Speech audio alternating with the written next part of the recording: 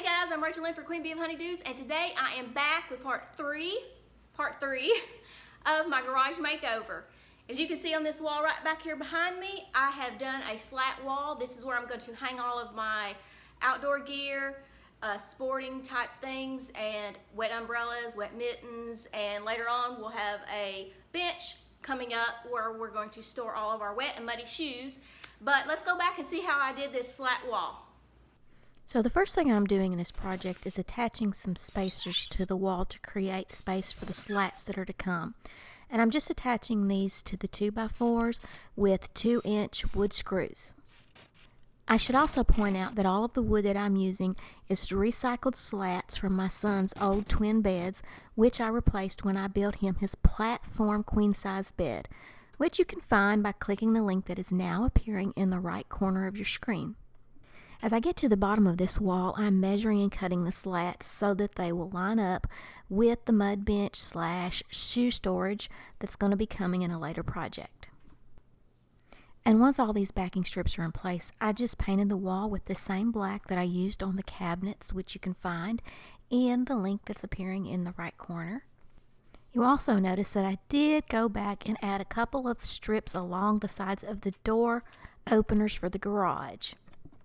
After the paint was thoroughly dry, I used those garage openers as my beginning point to start adding my slats. And all I'm doing is I'm spacing these slats 3/4 of an inch apart and using a scrap piece of wood to make sure that I get everything exactly the same. I chose to go with 3/4 inch spacing because in my experience, I've found that it works well with both S-hooks and custom wooden hangers, which I will be making for this later. If you're duplicating this project and you decide to go with a different amount of spacing, just make sure that you check the hardware that you plan to use to make sure that it's going to fit and hold snugly.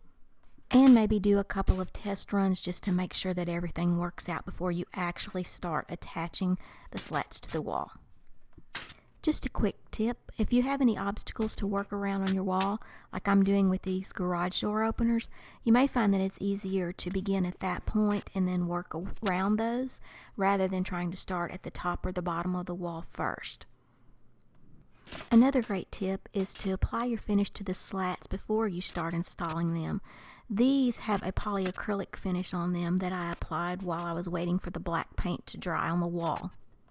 But anyway, let's jump ahead to the last few seconds of this slat wall build, and I will show you the final outcome and some of the hardware that I'm using.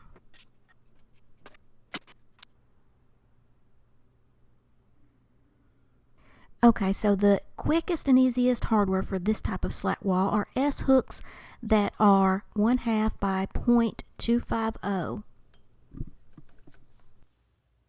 Okay guys, so that's it for today. Be sure to check back with me, and I will soon, I don't know how soon, but I will soon be having that mud bench for the wet and muddy shoes coming up, and I'll show you guys how I did that. But if you like this video, be sure to subscribe, and I will see you guys soon.